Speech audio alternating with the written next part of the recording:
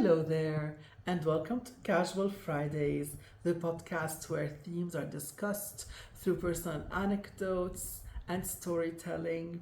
I am your host, Dada, and this podcast is brought to you by my channel, I Read Aloud. It's on YouTube, and on this channel, I read fairy tales, short stories, children's stories, poetry. And if you like such content, make sure to subscribe. You can find me under I Read Aloud. If you can't find me in a search because my channel is still a young channel, you can just in the search box write at the at symbol. I Read Aloud, all one word, and my channel pop up. I also want to say that my podcast is now on Spotify, on Apple Podcasts, on Samsung Podcasts, on Google Podcasts, as well as a few other platforms. And if you like to, listen and not watch a video, because on YouTube I post a video of the podcast, I put snippets of the podcast on TikTok and Instagram and also Twitter. And if you would like to just listen instead of watch a video, you can go on these other platforms. Today's episode is titled Death and Living. Death has been a topic that has always fascinated me, but I noticed that people get really uncomfortable when I open the topic of death as a conversation. And that too fascinates me, the fact that people are always uncomfortable around the topic of death. And I'm fascinated because death is inevitable. Everybody dies. You live, you are birthed, and you die. And no matter what your beliefs, whether you believe in heaven and hell, in reincarnation, in judgment day, in atheism where death is final, there's nothing else after it, in the end there is no cheating death. So I've always wondered, is it that people are just afraid of the topic, they're afraid of their mortality? And do they believe that if they don't talk about death, they just sweep it under the rug and it won't happen anymore? I don't know what exactly their psyche is and all this, but I do know that you have to be prepared for death. And if you don't talk about it, how can you process it, whether it happens to loved ones or to you yourself?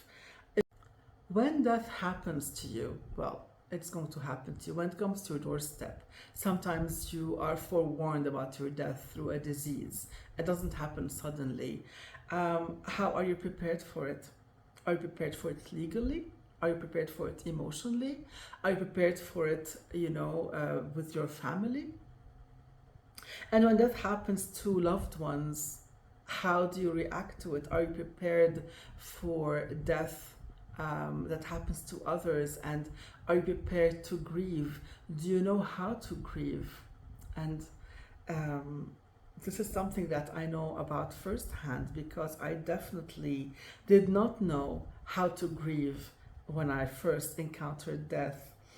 My personal journey with grieving has been a rather rocky one.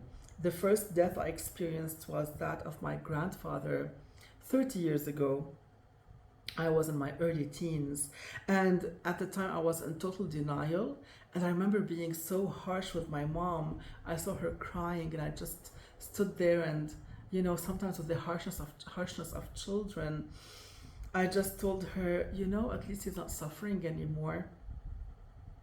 And of course, she cried even more at the time. And I remember even after that phase, I didn't at all open the subject with her. I didn't comfort her in any way. Now I know, of course, I was a child, but still, had this topic been discussed in our family, had we discussed death as a family, I would have probably been more amenable to to grieving myself and to helping my mom grieve as well, even if I was 12 or 13 years old. My second experience with death was that of my grandmother. That happened around 10 years ago, and at the time as well I was in total denial, and I was stuck in the anger phase for more than a year. I couldn't cry for a year, really. Not one tear was shed. And I was so close to my grandma. Those who have been following me from earlier, they know that my grandmother lived in the same building that we lived in, and basically I saw her every day, and she was really my sanctuary when I had problems at home. And so losing her was a big deal for me. And the funny thing is that at the funeral, I actually yelled at people at the end of the service because they, people got very emotional and they started crying again. And I just stood in the middle of church and told everybody, no one cries. And that was like really, now thinking back, to that moment, I'm like, okay, people must think I'm totally crazy. But I was so unprepared for the death of a person who was so close to me. I didn't know how to handle it. And so I thought, okay, I will be strong, I will not cry, and that's how, it is the best way to deal with it. We should not cry over the dead. We should not grieve the dead. And so the thing is, though, that a year after, my grandma passed, and when I started crying and I started reading more about death and grieving, I learned more about grief, and I actually learned how to process grief more. And grief sometimes it's not just about death. You can grieve leaving a job you've been at for 20, 30 years. You can grieve parting with someone who's still alive. There are so many cases in life where grief takes place. It's not just a thing that is tied to death alone. And so it's so important for us to learn about grief. I'm not going to go through the stages of grief and all that. You can easily go Google it, and you'll find the information online. Just Google stages of grief and you'll find all the information. But the important thing is not just to read about it, but to actually acknowledge it and to learn or teach yourself how to go through the stages of grief when you're in that situation. And so the third event, like major death event that happened in my life, was the death of a neighbor. It happened last year. And because by that time I had learned how to grieve, I was able to process the event in a much different way. And I know that sometimes people don't like to hear this, but I am someone who celebrates now. I celebrate death as I celebrate life. And I remember when my neighbor died that evening, I was having a beer and I literally drank to her, I don't know, well-being, to wherever she is, and, just drank to her memory. And the thing is that even if you don't believe in a God or a creator and you believe that death is final, I think it's really interesting that in the end your body will decompose and become part of nature, and somehow there will be like birth after the death, even on a cellular level, just a physical level. And that's why I believe that we should celebrate death as we celebrate life. And the way I imagine my own funeral, and I know this is something shocking maybe to some of you to hear now, but I really believe that a funeral should be a celebration, should be a party. In the end, you celebrate birth through showers, baby showers, and other celebrations, and you celebrate things in life like graduations and marriages, and so on. Celebrate death as well. That's the way I imagine my death, a party where people will drink my favorite drinks, will listen to my favorite music, will toast to my life, will remember beautiful moments we had together, and I will just really celebrate my life and not my death. And that's something that I view as important, at least to me. And the reason I want to celebrate and not have, this very sad, funeral that's traditional nowadays, it's because funerals in the end are for the living. I mean, the person who's dead is dead, regardless of if they have an afterlife or not. That's not the point. Funerals are there to help the living to accept that a death has actually happened.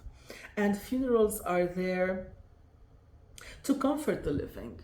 And so, why should you go through all that experience in like sadness and depression, and people like talking about the disease and I don't know, whatever other things that are ugly in a person's life, and talking about the end of that life? There's so much life to celebrate, and there's so much more to celebrate in a person's life than the final moments and the misery of an illness, or the last moments of a death, or the tragedy of the death, right?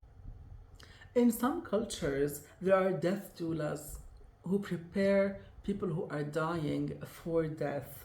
And it's the same concept as, when you have a birthing doula or a birth doula who helps the mother prepare for birth.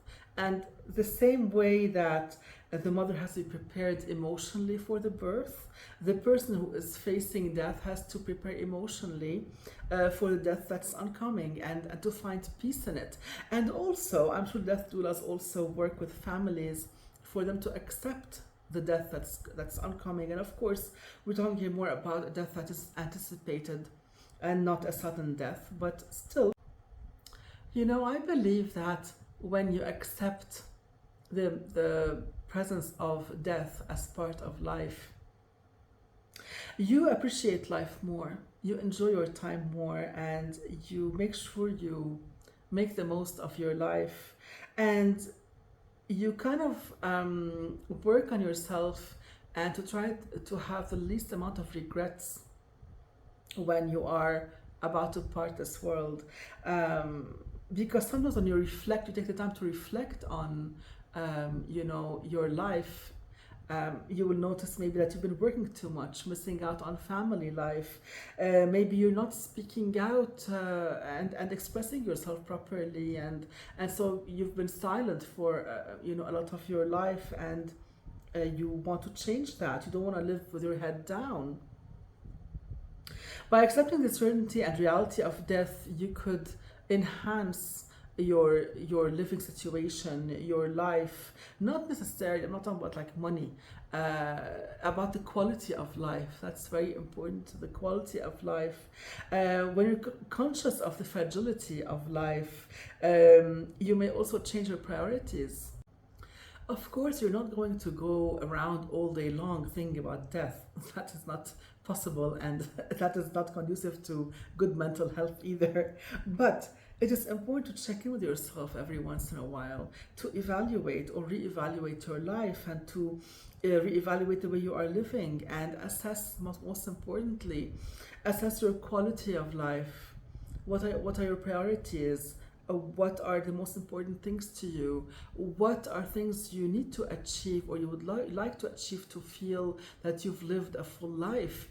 It could be traveling to a country you've never been to. It could be going for a trip to the mountains and staying there in a tent for a month or a year. It could be anything, diving, I don't know. Anything that your heart desires. Do you want to reach the end of your life with some regrets that you didn't do this or that, or you regret the way you reacted or acted with people, regret certain situations, or regret not spending enough time with loved ones, or whatever it is? This is what you want to avoid, the regret. Don't regret your life. Don't wait till the end of your life to assess your life and look at your regrets. Check in with yourself every once in a while. Check in with what you are regretting now and change it so that you won't regret it, and so you would live the best life possible. In the end, no matter the reason we are here on this earth, no matter the theories and postulations and whatever, we are here, we exist here, and we have to make the best of this life. And for me, I live here, and the best thing I can do is be there for people who are around me, who love me, and who I love back, my friends, my family, and even strangers I meet. I would like to impact their lives beautifully and not negatively as much as possible. Now, yes, you could come into someone's life as a lesson. I do get that, but you could minimize as much as possible interactions with strangers that are negative. And for me, this is what makes the quality of life a good quality. Anyway, and this brings me to the end of the episode. Next week's episode shall be on life with my dog Evie. I want to create a bit of a change, a lighter topic, because I've been discussing such serious topics lately, and especially today's topic was a grim one. So I thought next topic, next week will be about something lighter and more fun. And especially that, again, people always give you fairy tale versions of everything. So when I first got my dog, it was like, oh, I have a dog. And then you live the reality of having a dog. And so we'll discuss this whole thing next time. Till then, I wish you a lovely weekend. And I am sending you all my love. And I'll see you next Friday.